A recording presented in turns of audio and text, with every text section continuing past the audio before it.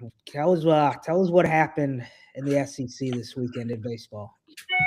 So I think what you saw again, you saw the beginning last week. You saw teams start to distinguish themselves on where they're probably going to end up in the standings in the conference race. You've got Georgia, Texas A&M, Texas in the top three. Mississippi State with a sweep this weekend is in fourth place at 13-8. Georgia's at 15-6. And so to me, those four are right there, clearly in the top four. Even though Auburn is only one game behind in fifth place, with essentially 3 series to go. And I think those 5 teams, Auburn's 12-9. Out of those 5 teams, those will be your top 4. And again, as we've talked about all year, the middle is very deep. From 6 to 11, you have teams that are either 11-10 or 10-11. Actually, 6 to 12, so it's 7 teams that are 11-10 or 10-11. And I think you'll continue to see those teams fall in that group that'll end up, roughly from 16-14 to 14-16 in the league. And those are going to be your teams that make the tournament. And, the additional teams besides those top 5, that would be Florida, Ole Miss, Arkansas, Oklahoma that are 11-10, Alabama, Vandy, Tennessee are 10-11. Kentucky is the one right now that's got to do some work. They lost 2 out of 3 on the road to South Carolina this week. We both, you were on it first with South Carolina, but we both thought South Carolina would get that, and they did. Kentucky can't. They need to finish at least 500, in my opinion, to make the tournament. They can't finish more. If Kentucky's 13-17, I don't think they make the tournament. So I think you got 12 teams that look solid to make it from that standpoint. And then, if I just want to hit on a quick note, my winner of the week for teams, I would go with Georgia simply because going on the road to Ole Miss has been one of the hottest teams in the league. They lost the Friday night game in a game that they had in control. They were up 8-4 in that game, lost it in extra innings. Almost did the same thing on Saturday, and it went extra innings, and they pulled that one out. And then Sunday, Aoki pitched a really good game for them today. And Georgia got 2 out of 3 on the road. So they would be my winning team of the week just because they continue to win series. They continue to win games. Again, they've only lost 1 series all year. So that's my winner. Again, the top 5, I think, are distinguished in the conference. We had a pretty good week of picking. I'll also say that. Even down to the Auburn-Oklahoma game, we mentioned the one game they might lose is if Cam Johnson pitches really well for Oklahoma, and he did. But that's kind of what I'm seeing and kind of where things are at. Sweets, what's your thoughts on SEC baseball this weekend? Yeah, Georgia's starting to pull away a little bit. They're starting to separate themselves a little bit. Texas, Texas falling there. I want to say they're sitting at 14-7 right now, or 13-7, I think, with the with the one game that they missed earlier in the year. I honestly I didn't see. I thought that Texas would be at the top all the way through. I thought Texas would go wire to wire. And staying at the top. So the fact that they're sitting where they are right now is, 11-6. Is that what it says? Texas is 13-7. Yeah, they're a game and a half out. Texas A&M's 14-6, a half game back. Yeah, it's I just think that I still think at the end of the day, Texas pitching will save the day for them come tournament time and stuff. I still think that they're the best team. Best teams don't always win league championships. They don't always win the conference tournaments. But they usually show themselves at the end of it. So we'll see what happens. D-Mac, what are your thoughts, buddy? Yeah, I mean, I'm going to start with my team of the week before I dive into some thoughts, and that's the South Carolina Gamecocks. Put up 24 runs against Kentucky this weekend at home. They have now moved from 15th place up to 14th. They've got a game lead on the LSU Tigers right now, which is going to set up an exciting atmosphere in at Skip Bertman Field, Alex Box Stadium next weekend. But Carolina, if I picked them to win, but if you would have told me that their best pitcher, Ant Phillips, is going to go 1 1/3 and give up 5 earned runs, I probably would have thought there's no way these guys even win a game. So, with their best pitcher struggling a little bit this weekend, they were still able to get it done. Um, the worst news for Kentucky is, man, they likely miss SEC, or miss postseason. Everybody gets into the tournament nowadays.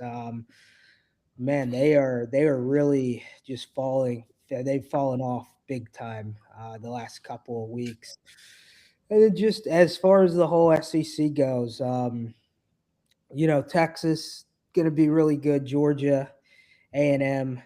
I know Mississippi State has a 1 game lead on Auburn, but Auburn is still probably number 4 to me if I'm picking the teams.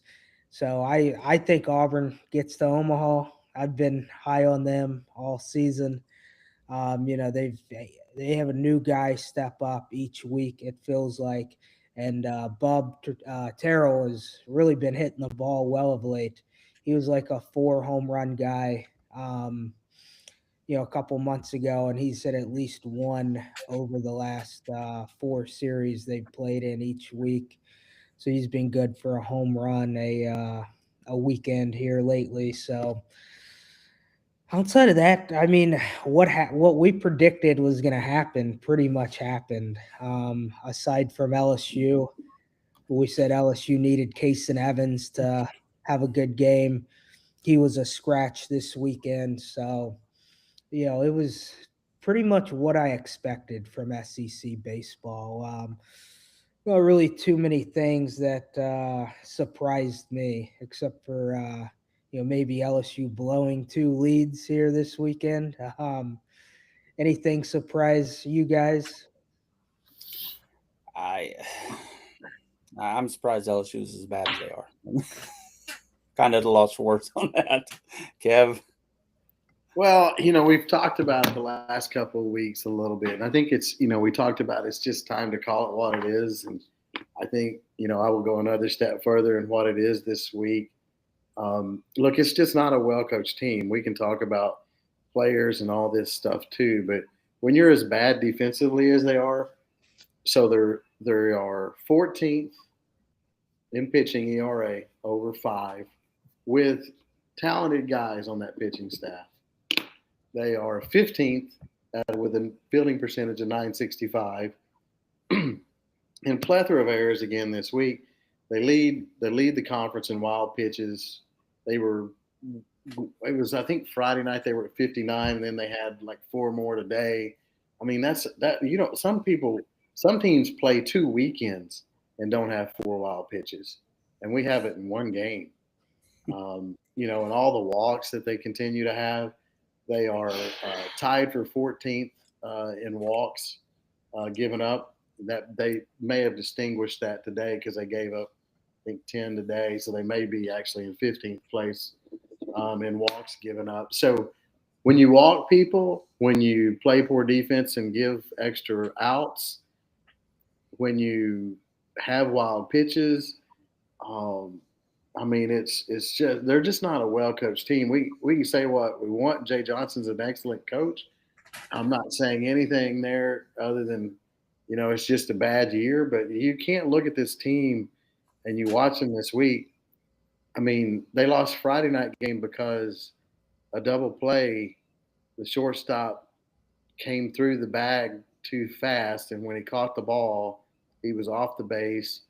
So that cost them a double play in the ninth. It cost them that game. The good teams don't make that mistake when you got to have that out and you got to have that double play to win the game. And you give them an extra out, guy's safe at second, and that 2-out guy. And it was an 0-2 pitch that we gave a base hit up on. It's just really bad baseball. Saturday night, it's a tie game in the ninth. Ball's hit to the outfield, man on second. He comes around third. He's like 1 step past third. Ball goes off the top of Milan's glove. He doesn't catch it clean and make a relay throw. It's just one episode after the next. I could talk for 20 minutes about it, but it's just no point. You did see, no, let me say this. Outside the poor defense and the poor coaching aspect of how to play baseball with walks, all that kind of stuff, let me also say you did see some people distinguish themselves at the plate this weekend that you can say next year these guys are going to be really the leaders of the team. Cerna hit 3 home runs this weekend. He was outstanding. Aaron Beatty hit the ball well again. He had a couple home runs this weekend. He was also really good. Mason Braun, I know, had, I think, 3 hits today, and he was consistent all weekend. And he also hit left-handers really well. He led off today, had a double off the wall that almost got out of the park. So I think, he is an absolute going to be a key figure next year with Aaron Beatty and Braun. And at the plate, you saw flashes of William Patrick and what he could do. He's got to get more comfortable defensively in the field to do that. And then let me also say this. I can't believe I'm going to talk about a positive defensively because there just wasn't much. But I will say Wes Ruckert was really good defensively at second base this weekend, and he was. He started with balls hit to him. He started 2 double plays, and again should have got the double play on Friday night. So I think you look at Ruckert, and I think he was, he's going to be a good, solid second baseman defensively. So you can see those things there. And then also going back to Cerna. Cerna was really good behind the plate. Aaron Beatty, tough time today. But Cerna's going to be a good defensive catcher, good hitter. Again, Aaron Beatty is going to be a key part of the lineup. You can see Ruckert. I think you can see Patrick as a key piece of this lineup next year. And then, again, Mason Braun. I think you can see those things. Pitching-wise, nothing. It was all bad. It was just all bad. All bad. Look, if you would have said going into this weekend, Mississippi State starters would have combined for 10 1/3 innings in 3 games, you would have felt pretty good about that. We'd at least won the series, if not swept. And again, we're ahead in every game, and ahead deep into the games, and then blow them. So what do you got? What do you say? So I got to be. I can't get on Jay too much because Jay's a winner. I mean, I can't blame Jay because the kid can't get his glove on the ground and keep it there. Rather pick it up and let the ball go between his legs, or field the ball, throw it somewhere other than where you're supposed to, or just it's a comedy of errors, literally and figuratively, with LSU baseball right now defensively and pitching wise. The hitting was a bright spot this weekend. Kev, to add on to your comment earlier, if we had been told 10 1/3 by their 3 starters, and you would have combined that with the run totals that we had, you'd have said, yeah, LSU had a really good weekend, But when you are giving free pads literally all season long, you just, it's going to be tough to win games. It's just the way it is. And I want to give credit to Mississippi State. They came back, they battled, they got clutch hits, and their bullpen pitched well. Bauer was really good last night for them, so give them credit. Coaching, great atmosphere, best atmosphere in the SEC in my opinion. Look, Jay's a good coach, but I do think sometimes you got to call it like it is, and you don't have the worst defensive team and the second or third worst pitching team and call that decent coaching. It is what it is. Yeah. D-Mac? Yeah, I mean, you guys have no. I mean, Jay, this is not the year we wanted. No, you guys won 2 championships in the last 3 years. I would give him this same. We could have the same results next year, and I'm not complaining about Jay Johnson. Nope.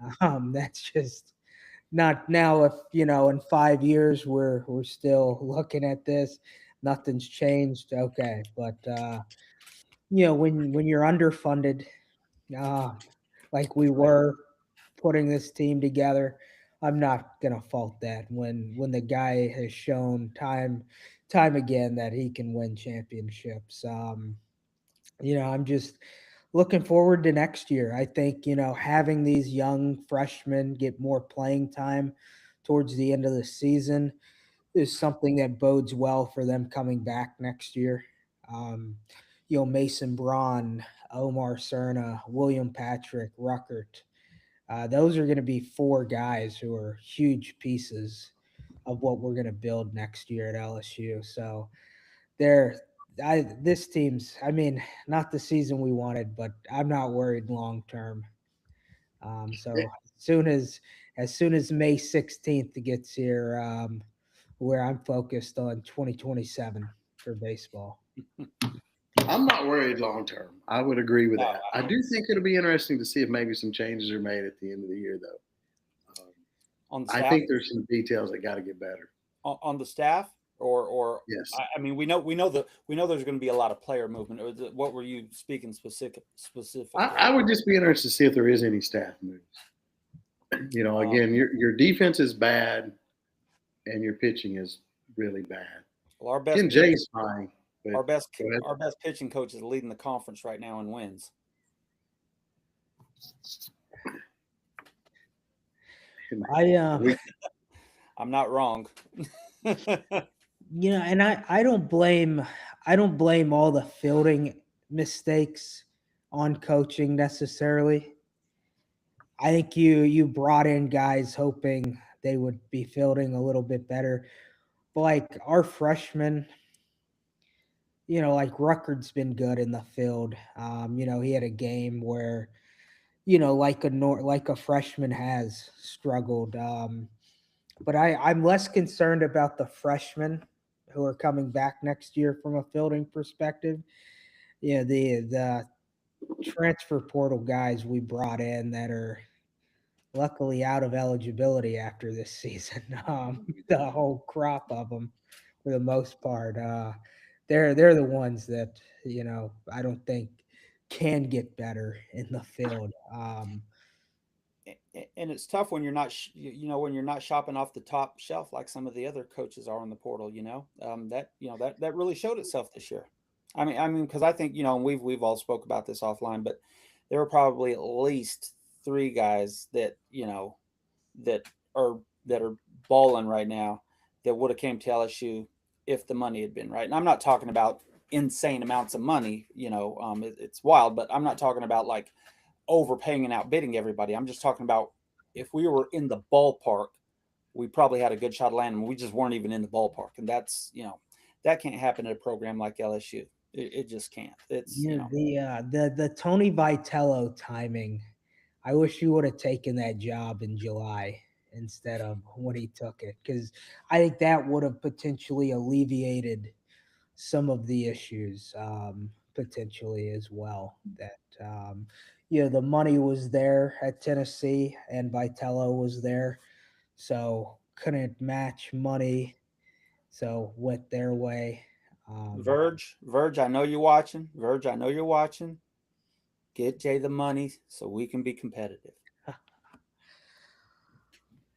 Well, let's talk a little bit more happy news now. Let's go to the NFL draft. Oh, you got your Commanders shirt on. They are the Redskins. I hear that enough from around my house. I don't need to hear it from you too, D-Mac. I know where you live. I don't think you can say that word on a live stream anymore. I certainly can. I checked it with the FTC. I actually can.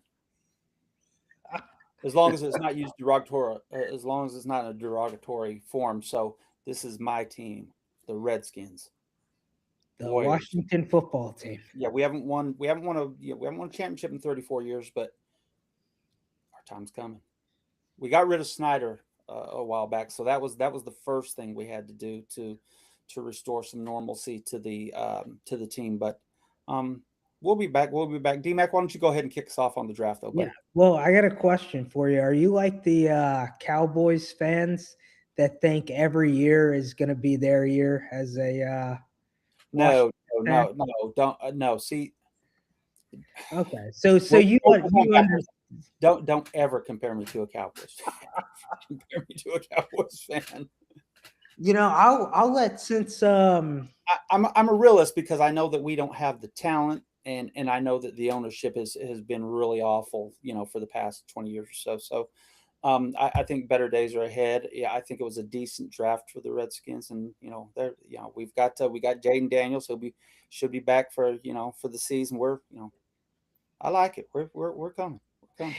well, I'm gonna get started with a team that I really like the way that they drafted this year, and that's the Cleveland Browns. So I'm gonna start with their first round picks. They took Spencer Fano from Utah, offensive tackle, who I think is going to have a really good chance to compete for the starting left tackle job this year. And then, man, their second pick in the first round, pick number 24, I think my favorite pick of the entire draft. And that's Casey Concepcion. He's going to be on the other side of Jerry Jeudy this year. They're going to be able to scheme him up, get the ball in his hands, and I think I made this call before he was even drafted. He'll be the rookie of the year on offense. Yeah, And hopefully it'll make up for him not getting any CSCC Player of the Week awards that he was I screwed know out of. he was really, the SEC did not like him. And then they took Denzel Boston, a big wide receiver from Washington. Had 26 contested catches last year. They took Emmanuel McNeil Warren, the safety from Toledo, big body safety, who can play a few different positions in the defensive backfield. Austin Barber, offensive tackle from Florida. Parker Brailsford, center from Alabama. Another pick in the 5th round, Justin Jefferson, the linebacker from Alabama. This was a great value pick in the 5th round to get a linebacker with as much production as he had over there at Alabama. Then they took Joe Royer, tight end from Cincinnati. And I'm going to jump to their 7th round pick where they took another tight end, Carson Ryan from BYU, 6'3", 255. Want to go back to their 6th round pick where they took Taylon Green, quarterback from Arkansas. I really like him as a project quarterback. I don't know if you guys know who's coaching the Browns now. That's Todd Monken, who turned Stetson Bennett into a national championship quarterback.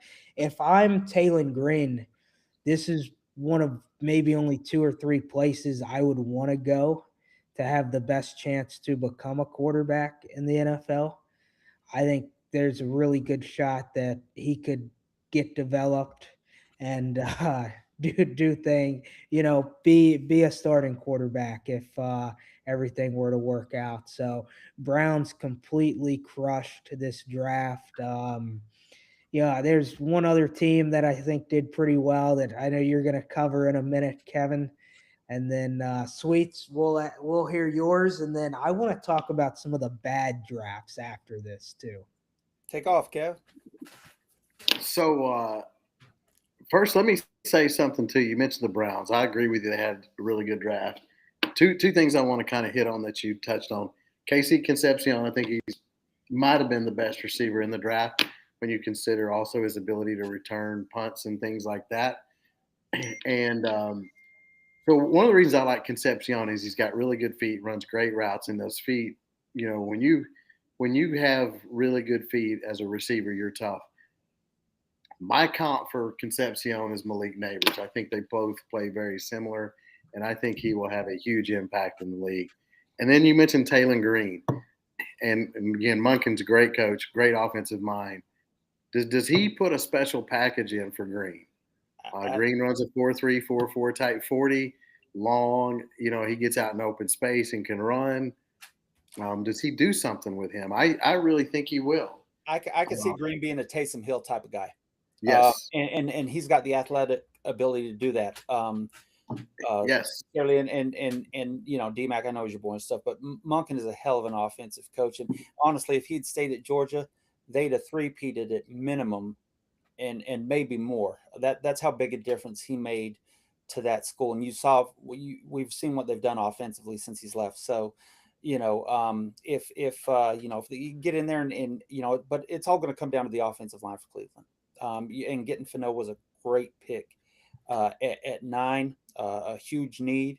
And then they got another tackle in the 3rd round. So that shows you their thinking. They know, we're only going to go as far as our line takes us. So they're going to, young offensive line. Hopefully they can develop, keep Sanders upright and see what happens. But moving on to the team that, again, I think did really well in the draft, and that's the Dallas Cowboys, just simply because they answered what they needed. Many years, Jerry likes to take players that he likes with flash, but they took Caleb Downs in the 1st round this year. I think he was the best defensive player in the draft.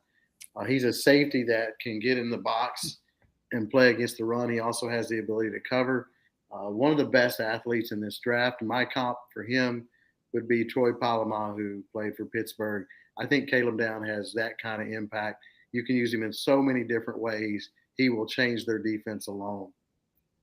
And then they went and got Malachi Lawrence in the 1st round, one of the best edge rushers out of Central Florida, and Jayshon Barber in the 3rd round out of Michigan, another good pass rusher. So I think those first 3 picks are really what they needed to help their defense elevate and become a quality defense.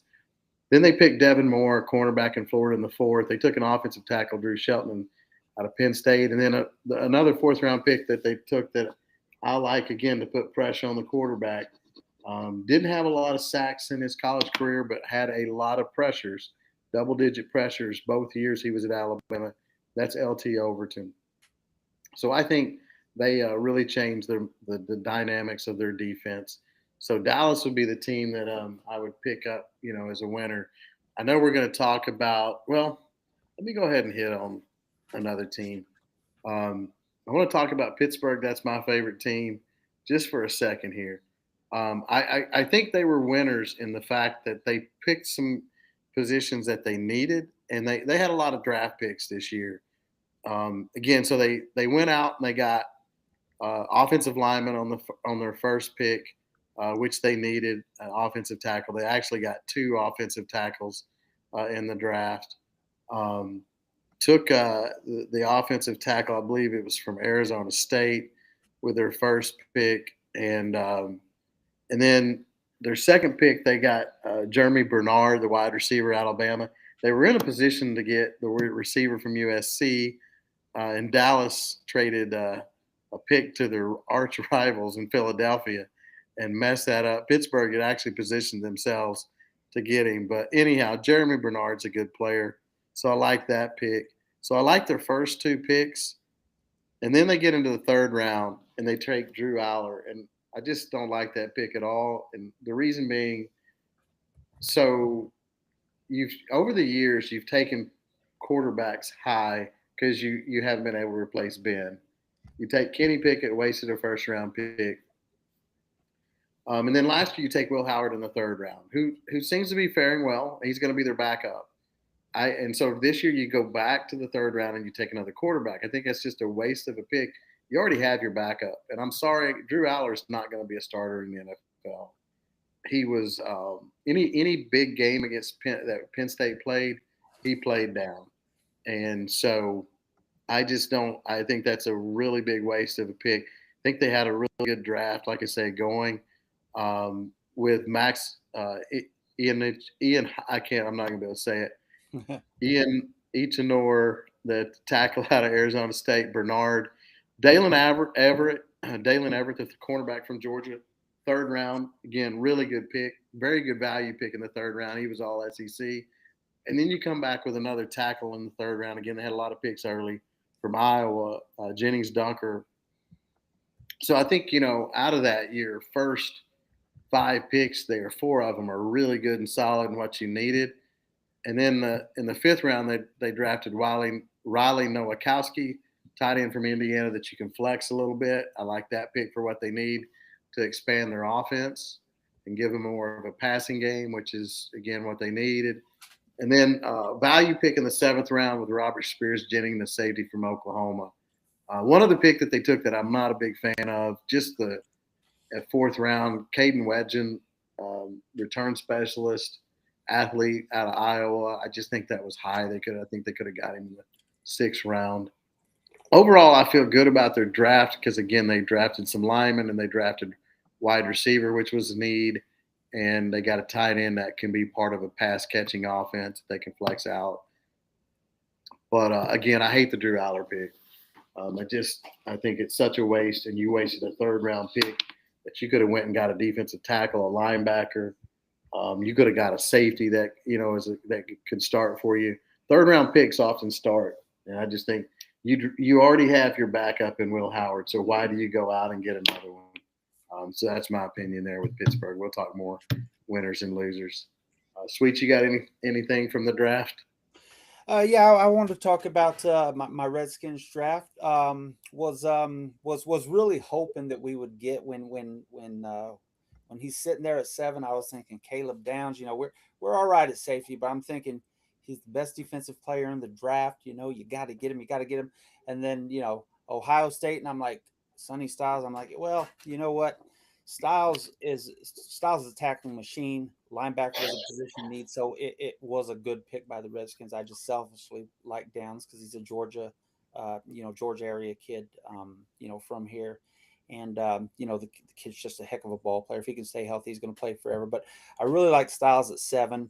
Like I said, just he's a freak athlete. He ran a 4.40. He was a safety, so he had to bulk up a little bit. He's the linebacker, very versatile. He's good in coverage, tackles, and lightning quick. In the third round, turned around and picked up wide receiver Antonio Williams out of Clemson. Good receiver. Played slot, play out wide as well. They just they wanted a guy who could open it up and knew all the routes on the tree. So the Redskins, this was a good pick for them at 71. Nothing in round 4, but in round 5, they go back to the state of Georgia and get a kid out of North Cobb and the University of Tennessee, Josh Josephs. Saw Josh play many times, coached against him 1 year, but saw him play many times over him growing up in Georgia. Fantastic player, high motor. He's got an 84-inch wingspan, which for an edge player is just they love that about him. Ran a 4.740, good size. He's a developmental piece. He's going to make the team. I'm positive. But they're looking at somebody that they hope that they can develop. And I believe they're bringing in Chuck Smith to work with him. I know he worked with him a little bit pre-camp. So hopefully Chuck can get in because he does a heck of a job with these defensive linemen to getting them where they need to be. Back in the 5th round, running back Katron Allen from Penn State. Just a one-cut running back, big, strong kid. Not going to be a starter for us, but he's a situational guy. Should be a good guy for us. Matt Golban at center from Michigan State in the 6th. Team captain, and that's what GM Adam Peters went for a lot this year with the Redskins. Is he was going after high character guys, team leaders. I think they said 4 or 5 out of the kids that were drafted by the Redskins this year were all team captains.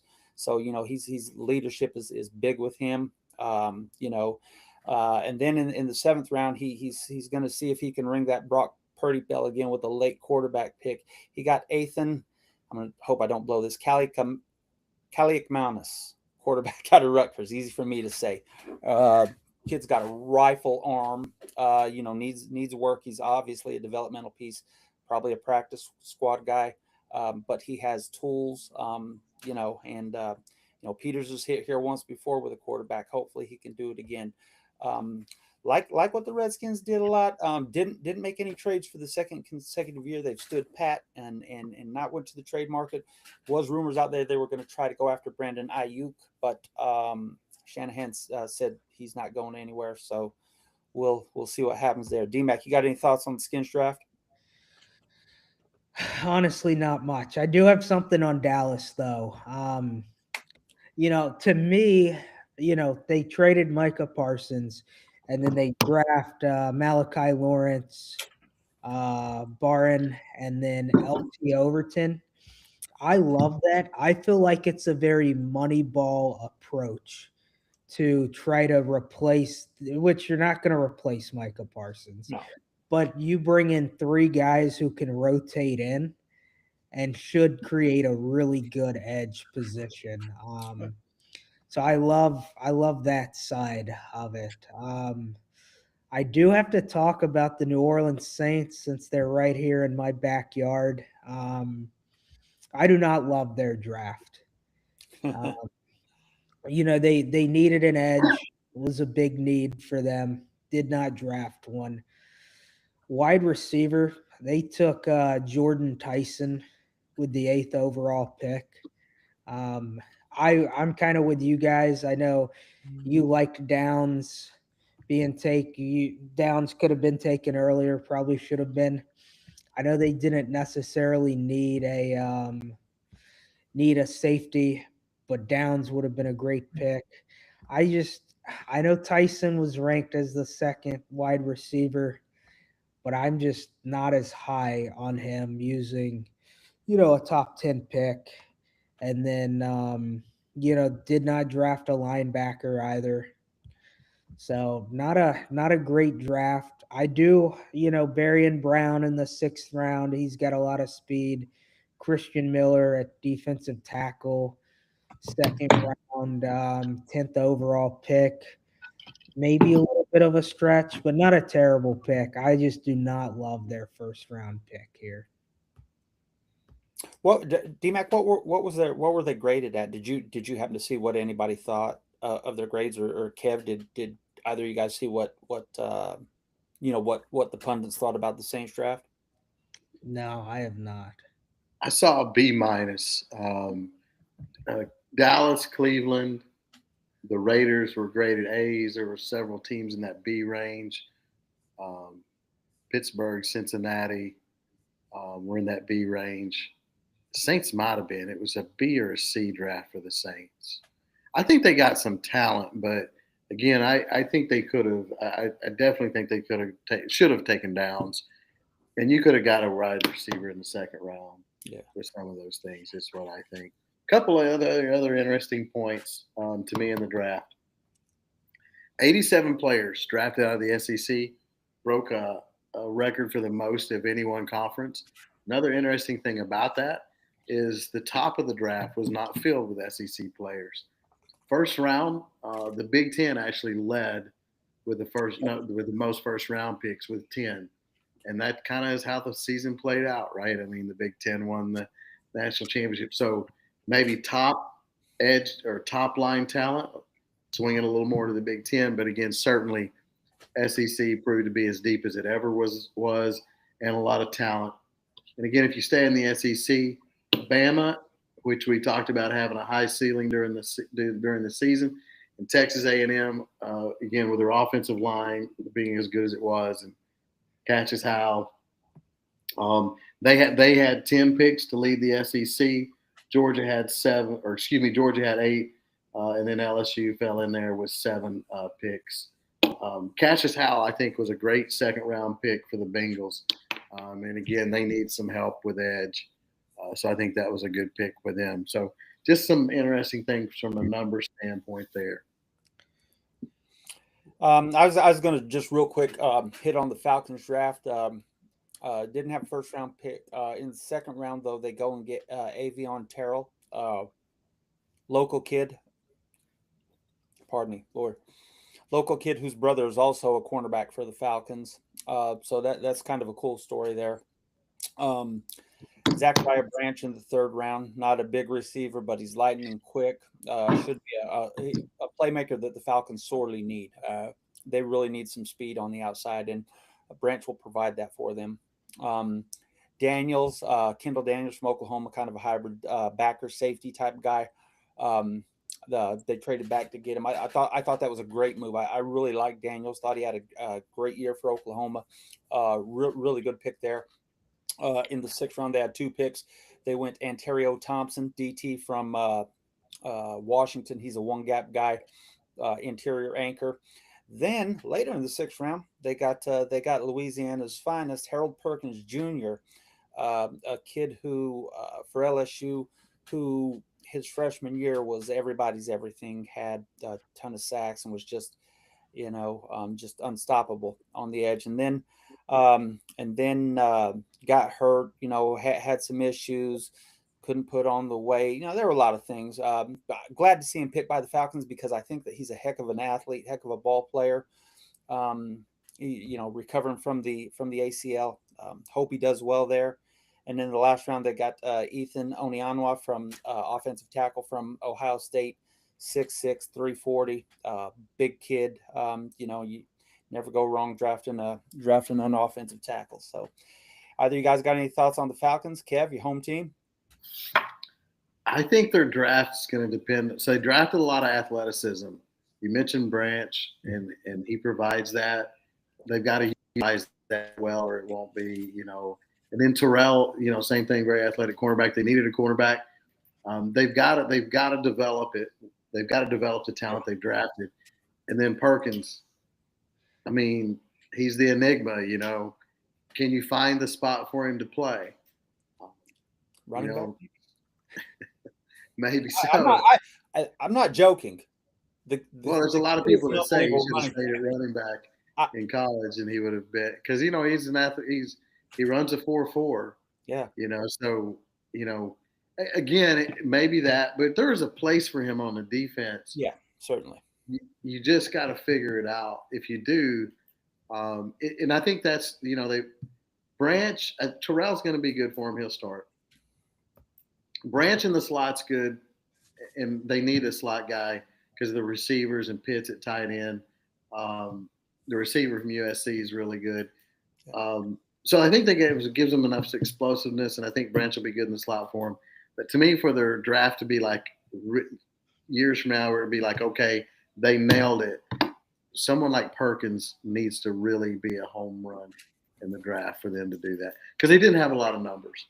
But again, they've certainly done worse. They did draft players for things. They matched the positions, and they got good players for the things they need. I'll say that. DMAC, born Falcons hater. Any thoughts on your rival? So I am not a Saints guy. Aren't you? I grew up a Pittsburgh Steelers fan, and my dad's from, or grew up in the Pittsburgh area, Ohio side, but about 45 minutes from Pittsburgh. So other side of the river. Yeah. So I was a huge, Hines Ward, Troy Polamalu fan growing up. Don't root against the Saints by any means. I've always just gravitated towards following LSU guys when they go pro. From outside of the Steelers, from being a young kid. But I do like the Harold Perkins pickup. A flyer on him in the 6th round. If he doesn't pan out, like, you're not burned. No, but if he does, you got him. What was he? The 225th pick or something? 215. 215. Yeah, and incredible value if he just has 2 okay seasons, I think, there. And I think, if with the right coaching, if he can get into form where he was as a freshman and just spot the ball, as the Ole Miss staff would say, if he can just spot the ball, he'll be all right. If he first foremost got to recover from that knee surgery, and hopefully he has the time and is not rushed back. And I'm sure the Falcons will give him the time he needs to get all the way back. But they drafted him, so they're going to give him every shot to perform. And if that's waiting, then they I'm sure their doctors went over him with a fine tooth comb. They know what they're drafting, so they took him anyway. So I like it. I like it. You got anybody else, DMAC? Yeah, I want to talk 1st round draft picks. Who do you think just absolutely did a terrible job with their 1st round draft pick? I have a couple in mind that I'll share in a few minutes, but I want to hear from you guys first. Go ahead, Kev. Golly, I got to go back. Tate, Titans 1st round pick at wide receiver, way too high for him. That's Again, most first round picks are going to be good players and all that. So I would go with Tate, one. And then another guy I think is a reach because I think this guy will end up being playing guard in the NFL, pass protection wise. I think Proctor from Bama to the Dolphins at 12, that was too high for him. He really struggled at times in pass protection. I think they'll slide him inside the guard, and I think he'd be an all pro guard. But you don't usually use the 12th pick in the draft to draft a guard. That's usually a tackle. So I would say those two would be my reaches, just and the reasons why. My mine was I looked at Simpson where he got picked and kind of chuckled too, but I'm looking at where's he at on here? I, I think Jeremiah Love is the best running back in the draft, but at 3, I running back the NFL is different now than it was 20 years ago. Running backs, I don't want to say they're a dime a dozen, and especially with somebody like Love who is uber talented, but a running back at 3, I don't care who it is. I think it's a stretch, and it's just a lot. You usually can get running backs in the third, fourth round that are serviceable, and with all the rotating and stuff that guys do anyway. I thought that was a little too soon for him. DMAC. Yeah, a running back at 3 when your team needs a safety and Caleb Downs is still on the board. That's why There's the Cardinals are the Cardinals. Yeah, the Rams are, a team that I want to talk about taking Ty Simpson 13th overall. I think let me see what they needed. Their big needs were wide receiver, tackle, corner, and tight end. So let's look at some guys from those positions who went after Blake Miller at Clemson.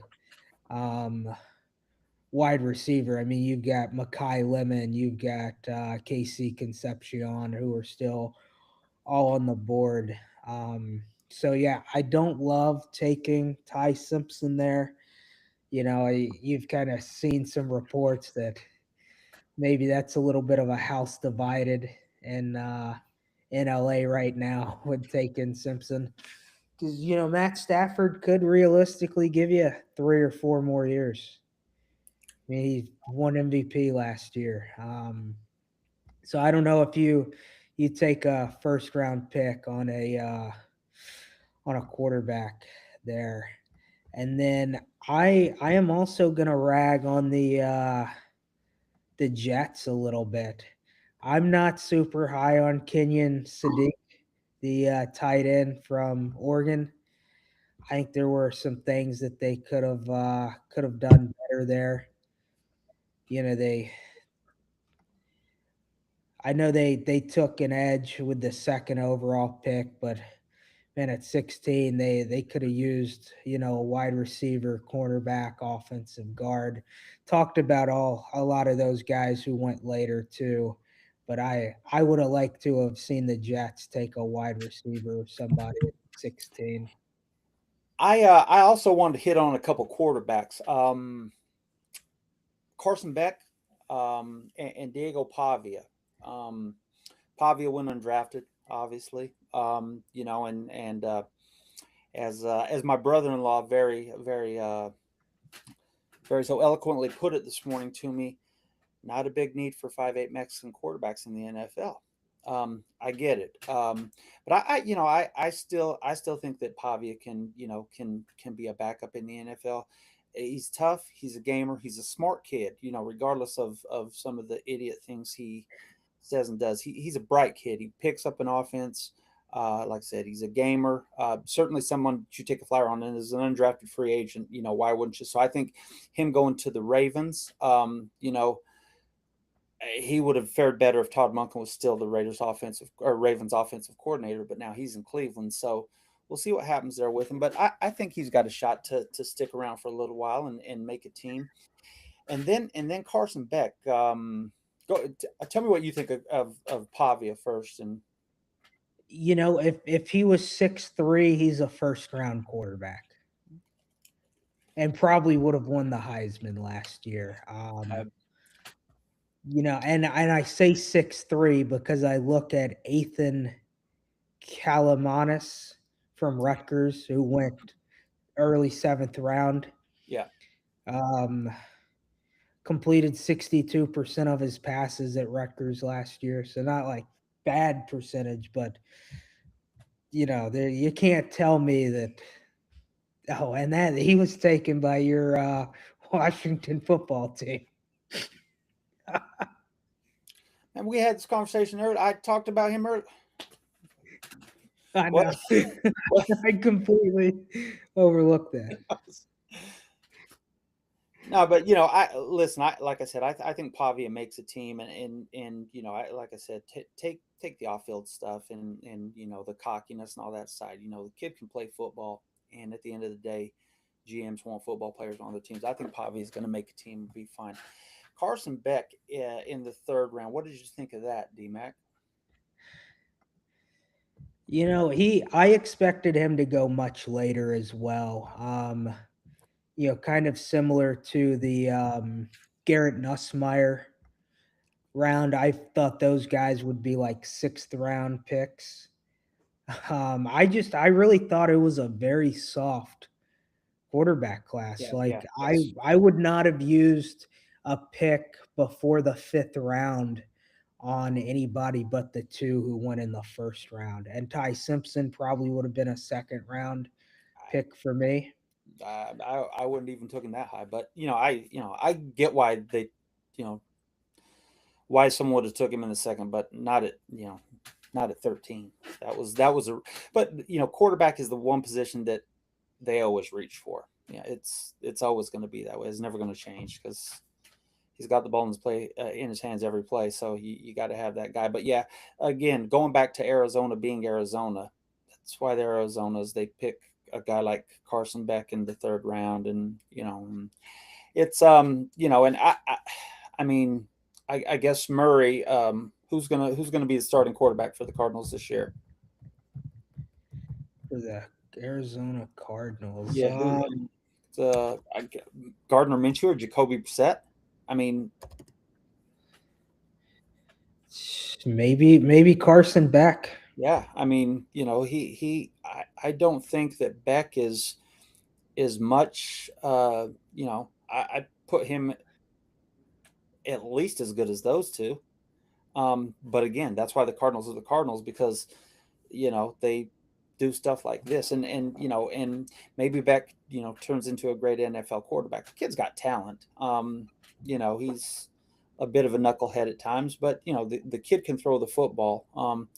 If he can stay healthy and get coached up a little bit, maybe it'll work out. But Kev, we were talking about Diego Pavia being undrafted and Carson Beck going in the 3rd round. What are your thoughts on those 2? So Beck was definitely a reach at the 3rd. To me, after Mendoza and Simpson, I wouldn't have touched a quarterback in this draft. Maybe 5th, 6th, 7th round, but I wouldn't have touched anybody after those 2. And definitely McVay was a little upset with Simpson, but I think he has the potential to be an NFL starter. I really do. 1-year starter, man, he did good, but Beck struggled in big moments, and he had a good team around him, a lot of talent around him at Miami. Good offensive line, good run game. Same thing, the year before in Georgia. He is a game manager at best at the college level, so I don't see Beck. I think he'll be a backup and out of the league in 2 or 3 years. He might hold on for 4 if he's a good team guy. Pavia is interesting to me. I honestly would have thought he would have got picked in the 6th, 7th round. But like we talked, sometimes at that point it's better off to go undrafted. I think Pavia will stick somewhere. He doesn't have an NFL arm, but he's a team guy and he loves the game and he works hard. And I think Pavia will be a good backup somewhere. And I think he'll stick 3 or 4 years. I could be wrong on that, but I'm surprised he didn't get drafted. I know that after the Heisman, there was the party and stuff, and then that some of that stuff, and I knew some of the interviews they said he didn't do well in. That being said, he when you look at what he did for 2 years, the production that he had at Vanderbilt, that was all about hard work and being committed and being a team guy, and his teammates loved him. Yep. So I think they put a little more emphasis on that, just a short moment. The guy was just, he had a big season. He second the Heisman. He was just celebrating, just being young. But I don't think he was out of hand by any means, because that's not who he was during the season. No. What did you think about? Did you hear about Gruden's comparison to Johnny Manziel for Pavia? Yeah, and I just don't think they're comparable. Not at all. Manziel was out there his whole college career, partied heavy his whole college career. That's who he was. Probably more top end talent than Pavia. The only comparison that you can make out of them is they both made plays and won games in college. I think that's the only comparison. And then Manziel kind of became a fan of Pavia this year because their styles were similar and that they would make plays. Yeah. But work ethic and go ahead. Go ahead. No, go ahead. I'm sorry. Go ahead, please. I was going to say work ethic and things like that. Pavia is much higher quality of a player from a team, being a team guy, being committed to the team, his work ethic, what he will do in the film room, his commitment to win. I don't think there's a comparison at all, in my opinion, between those two. I think Gruden's just, I don't know. Well, the comparison, Gruden wasn't comparing the off the field stuff. What he said was that Pavia reminds him a lot of Manziel on the field, in that he when you think there's no way he's going to get out of a certain situation or whatever, he finds a way out of it, ends up making a play, and that he's got just a ridiculously nasty competitive drive, similar to what Manziel's was, and his teammates loved him. And I think that's a really good comparison as far as that goes. Like you had said, everybody in Nashville loved Pavia. What most of us saw on TV and stuff was for show. And some guys are like that. You look at guys like Dennis Rodman, love to put on a show, but dude could ball. And at the end of the day, if you can play ball and stay out of trouble, I'm not all that worried about the rest of the stuff. Anybody else you want to talk about, Kev?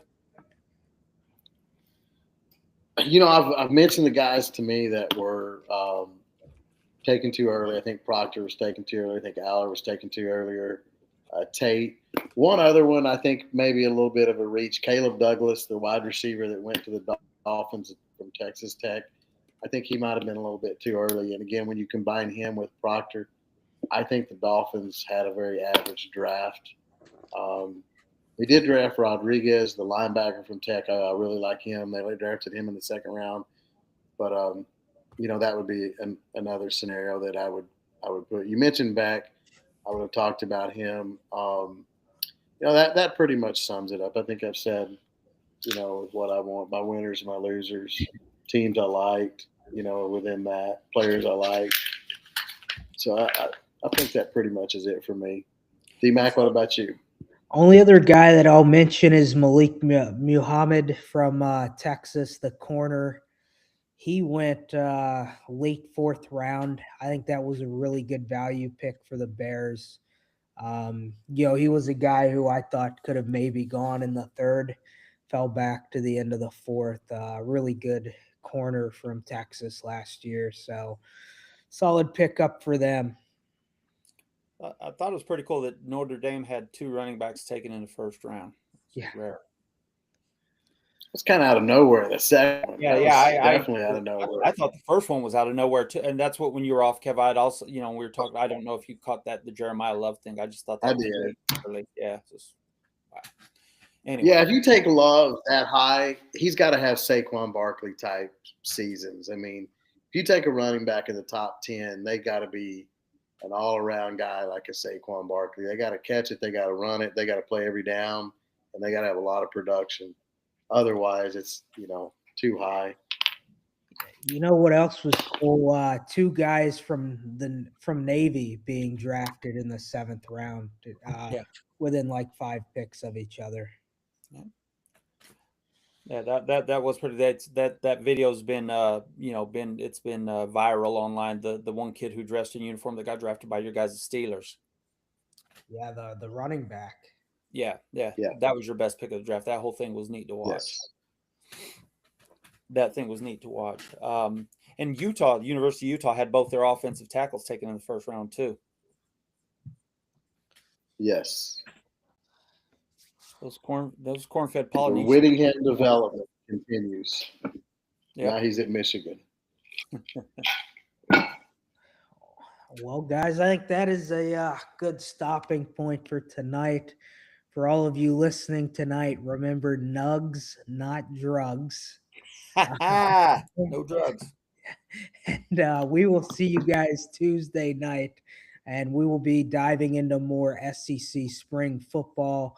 We'll have an action-packed episode there. You may even get to see Sweets and Kevin yell at each other. I'm hoping for it.